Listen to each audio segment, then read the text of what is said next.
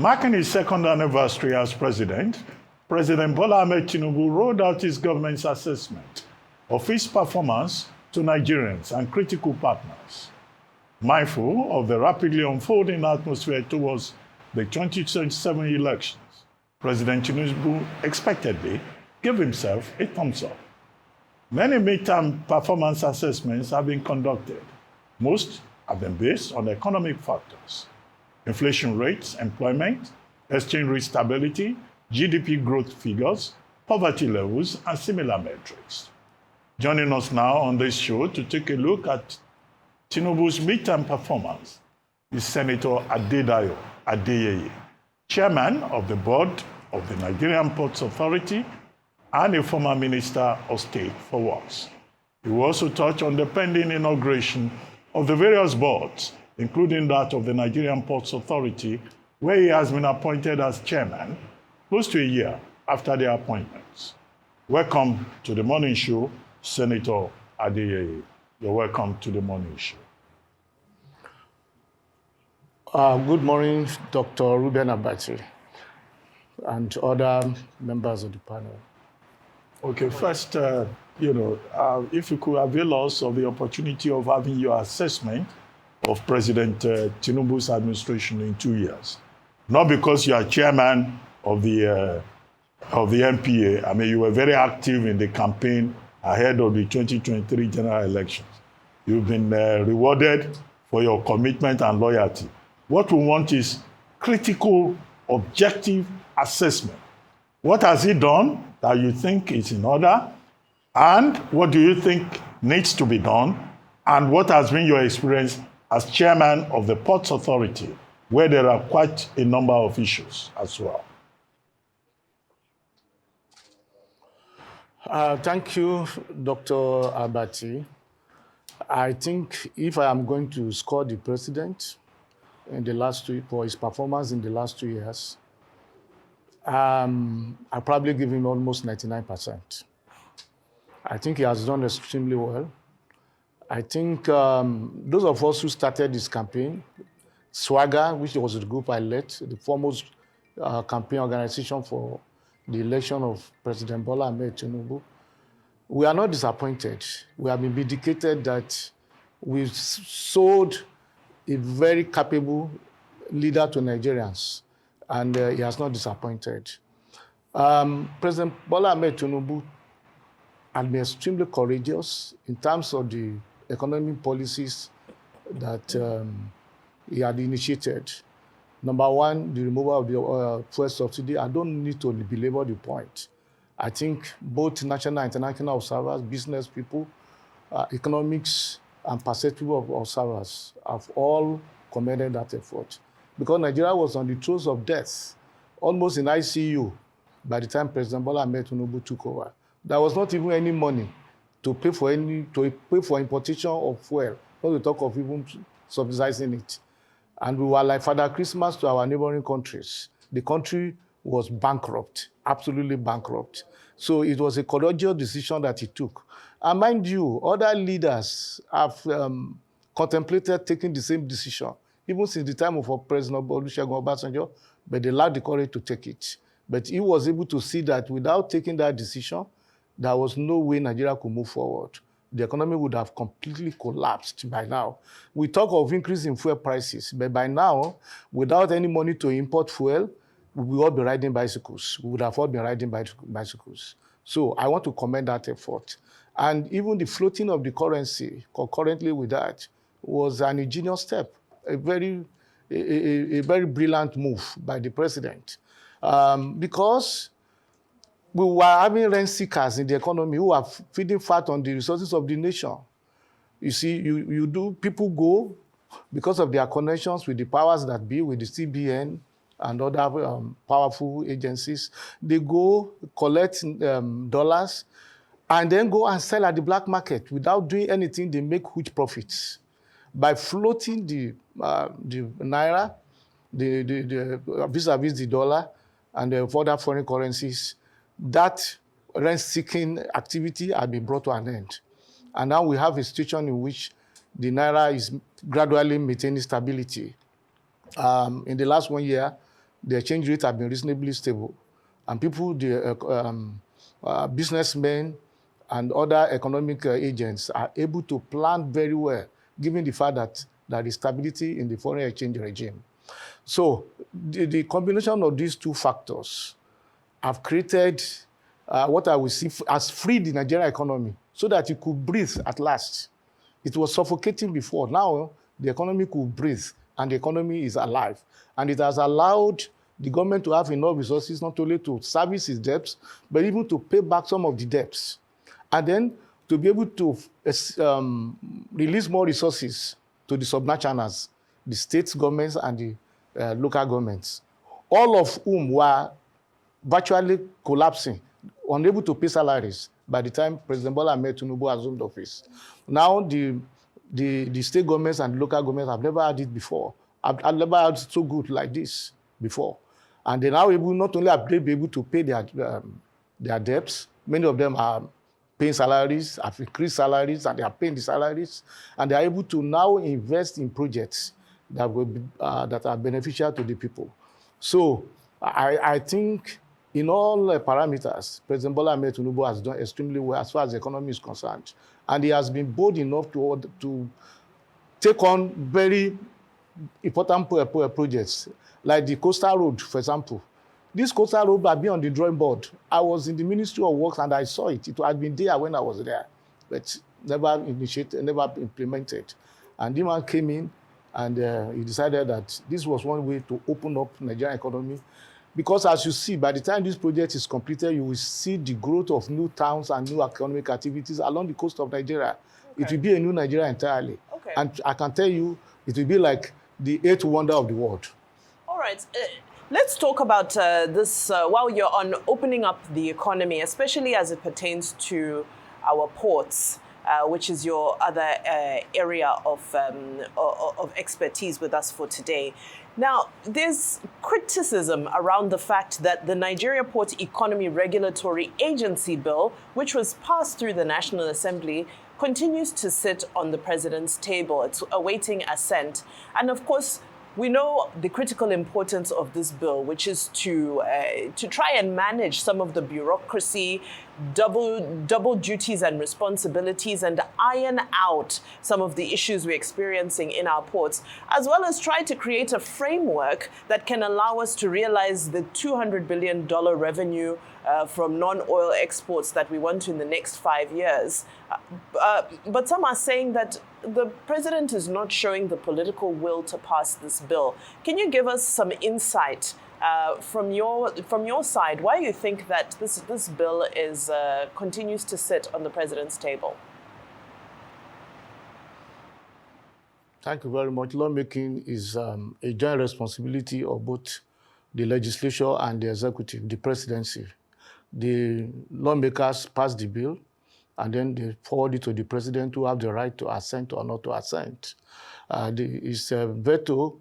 If he decides to veto any bill, can be overridden by 2/3 majority of the votes in National Assembly. But the president does not have to rush to assent any bill. It is his responsibility to look at the bill critically, to look at areas that might have been overlooked by the legislature, to even see where additions could be made and then forwarded back to the legislature. I think the president is in the process of doing that. You know, he's a meticulous person. He's not a person who will rush to do things. And I believe that at the appropriate time, the president will take action on that bill. That's what I can say about that for now. Do you think there are challenges within that bill, the framework of that bill? Sorry, I didn't hear you properly. Do you think there are challenges within the framework of that bill? Because some people are saying there's pressure from agencies such as Nigerian Ports Authority, maritime agencies, because it would decentralize, it would strip them of quite a number of powers that they have vested in their agencies. So some critics are saying that there's pressure for the president not to assent to this bill because agencies such as the ones that I've mentioned do not want that much power taken away from them. It's natural that agencies will not want their powers taken away from them, and sometimes people rush to make decisions or take positions that have not critically taken account of all interests. The Nigerian Ports Authority is saddled with its own responsibilities, just as the other agencies in the maritime sector. And some people believe that you can just one day take away all those responsibilities. I think the president is in a position to have a second look at all these things and come to a decision. I don't want to comment too much on whether NPA, NIMASA, all those agencies are lobbying the president. No. Is the president, if this president is not the kind of person you can railroad into something he has not considered critically. This is a president who is painstaking in taking decisions. And so what I would just advise critics or those who are observers in this sector is to wait for the president's decision. I believe the president's decision will be in the national interest. That's what I can say for now. Well, Senator Adeyeye, I wanted you to also comment on what you've been doing in the last 1 year as chairman of the Nigerian Ports Authority. There are specific issues. We have the Lekki Seaport, Deep Seaport. We have the Tinkan Island Port. We have the Apapa Complex Port. We have the Kirikiri Terminals 1 and 2. But the major issue, particularly in Lagos, is about congestion at the ports. The next issue is access to the ports. The next issue is turnaround time at the ports. But only recently, people doing business at the ports, they were on the streets protesting. Nothing seems to have changed 1 year later. Yeah, Dr. Abati, let me state it clearly. My appointment was made by the president in July 12th last year, but it was not accompanied with the full complement of board members. So there is not a board in place as we speak. So I am chairman, appointed, issued a letter of appointment, but I do not have a board over which I could preside. And that process is being finalized now. My last information is that the president has constituted the board. He has assented to it. And we are awaiting the inauguration by the Honorable Minister of Marine and Blue Economy. So that is why I have not been able to act as I would have wanted to. I've not been in a position to initiate policies or to provide solutions to some of these issues you have raised. But I am recognized and as a chairman, but without a board that could take decisions properly for the organization. That is the situation as of now. So, Senator, will it be correct to say that for the past 11 months, to be precise, you have been in limbo as chairman of the NPA, and that's probably the plight of other persons that were appointed chairmen without, boards to complement them?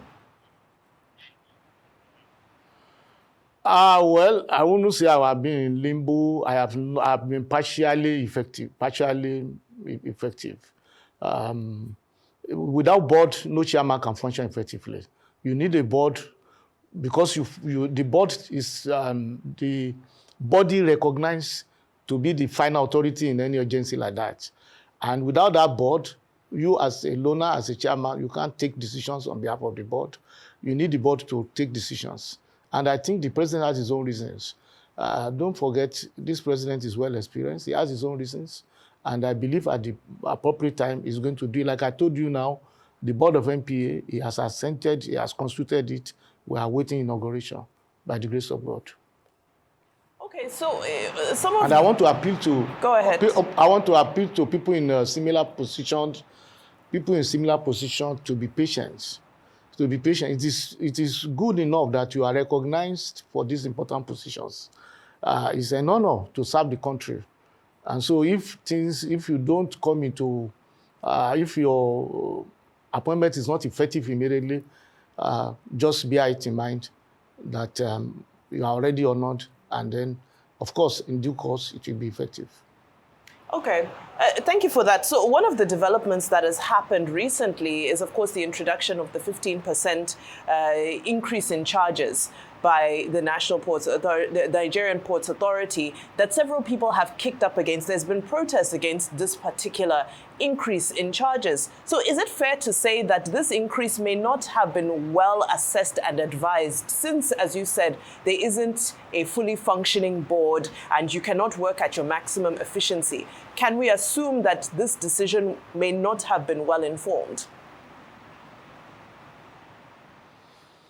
Well, I wouldn't say that, since I wasn't briefed on it and I didn't know anything about it. I just pray that when the board is on, we will take on all of these issues. We will review a lot of these things. We will be able to chart a new course for the organization. And by the grace of God, we'll bring our experience to bear on the activities of the Ports Authority. So I cannot comment seriously, to be honest with you, on that issue. I cannot. Let us come on board fully, and then we'll be able to address all of these issues. You can then invite me after that, and I'll be able to answer your questions properly.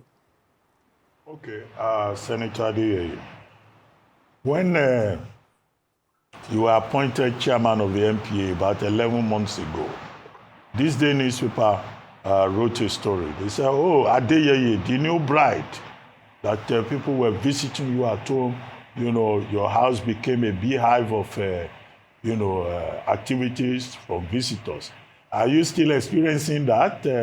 People coming to you, and do you face any challenges in that regard? That's one. The second one, you were the coordinator of the Swagger, Southwest Alliance for, I think, Asiwaju, for Agenda. Southwest Agenda for Asiwaju in the Southwest. Asiwaju? Yes, okay. So now there's a lot of coalition. President Tinubu himself has become the bride of Nigerian politics. People coming from PDP, coming from everywhere. So is Swagger still... what do you think of this coalition and these, defections in the direction of APC? But first, let's talk about the visitors and whether you distributed rams. The traffic to my house. Yes. The traffic to my house was very heavy when my announcement was made. Everybody was coming. It's natural in Nigeria. We have seen it before. So people were bombarding me from left, right, and center. There were a lot of friends, old friends come up. A lot of people, new ones also came up. And I expected it because that's natural. But in the last 1 year, when they have seen that we have not been on seat properly, we have not been sitting, the traffic, I can assure you, has dwindled considerably. People have realized that this man has not yet really taken charge of anything. So I can say that I don't receive so many visitors nowadays. But I guess that will again start again when the board is fully inaugurated. Relating to the present political situation in the country. I said maybe I will visit. I will be expecting you. Are welcome. You are my very good friend any day. You are welcomed anytime. So regarding the political situation in the country, what is going on is not unexpected. Number one, President Tinubu has performed exceptionally well. As far as the economy is concerned, this governor realized too well that without his policies, they will not be governors effectively, properly speaking, because they would not have had many of them would have run away from their state capitals because they would not have had money to even pay salaries. But now they have a lot of money. Some of them don't even know what to do with it. As I've read comments, people say some of these governors don't know what to do with the money they are receiving. So they are happy with the president on that score.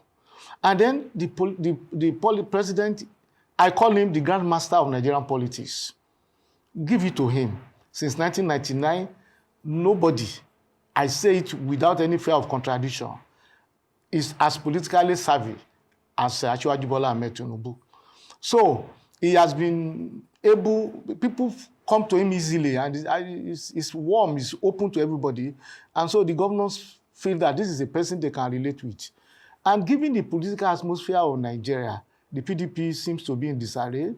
The other political parties, after the election, will seem not to be in control of the Labour Party. And we don't have any other political group that you can say is going to effectively challenge the president. In the circumstances, you find a lot of people drifting towards the APC. They are not actually drifting towards the APC per se. They are drifting towards Asiwaju Bola Ahmed Tinubu.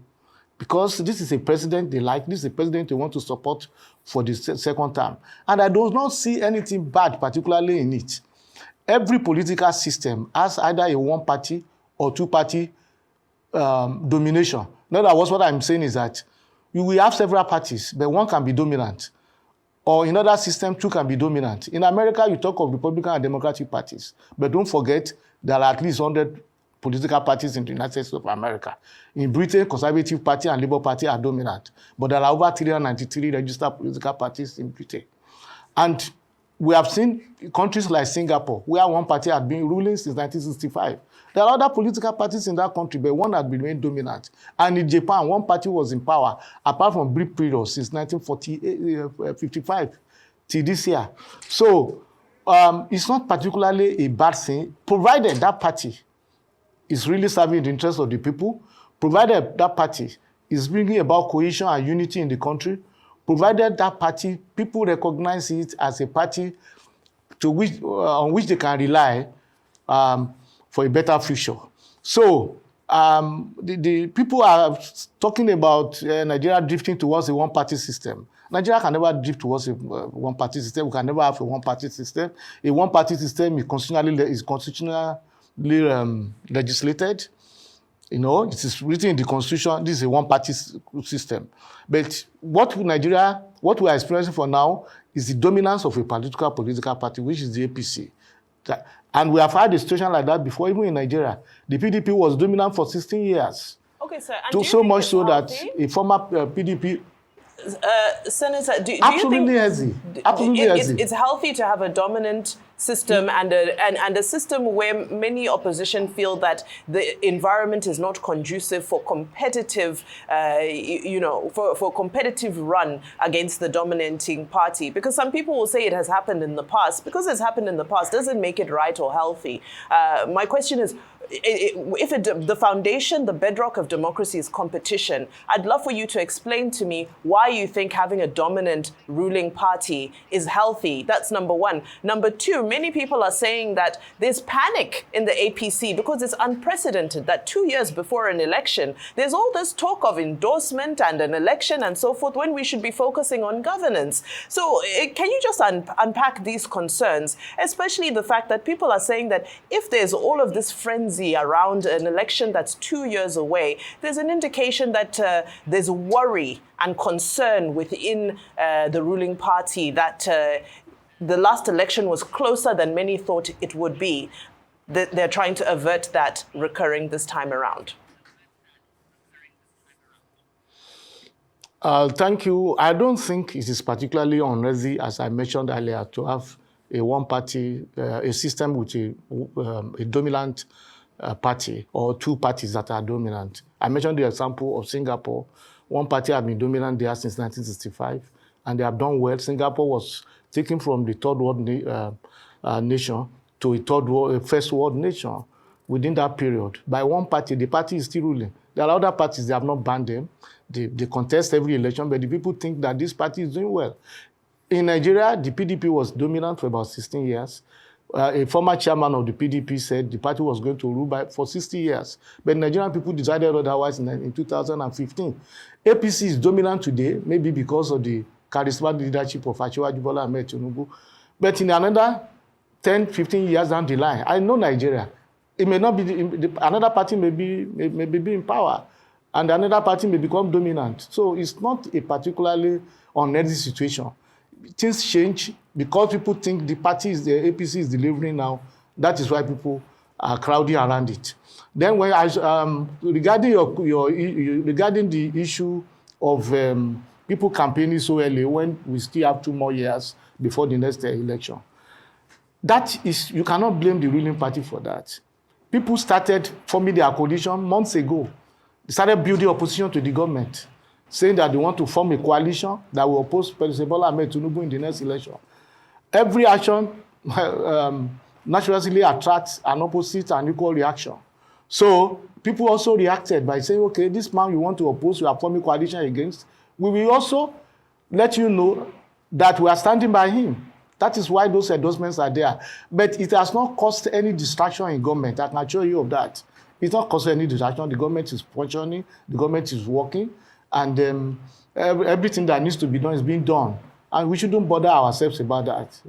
So I don't see anything wrong with it at all. And let me tell you, by this time next year, it's not too early. People don't know. It's not too early to start endorsing or start campaigning.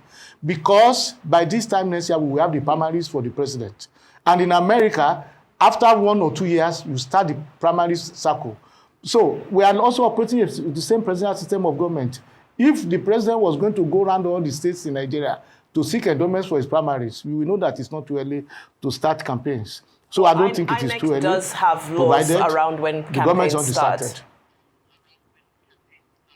It's not a formal campaign per se that for which ANEL can sanction anybody. Let me tell you, I started Swagger in year 2020 rather, year 2020, during the time of COVID. The government of President Buhari was barely 6 months into his second term. And people said it was too early, and I told them it was not too early.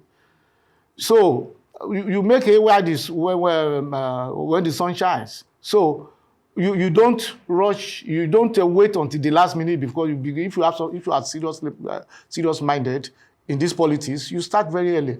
So it's not too early. And I want to assure you that even Swagger, my group, we will soon be launching our campaign again for the second-term re-election of President Bola Ahmed Tinubu. I don't think it is too early. This time next year, we will be having primaries for governors, for president, for National Assembly. And we are already in June. And I want to tell you, even in some cases like Ekiti State and some other states that have off-season elections, primaries are just about 5 months away. Okay. Okay, on that note, we'd like to thank you very much. And we look forward to your inauguration when the visitors will start rushing back to visit you.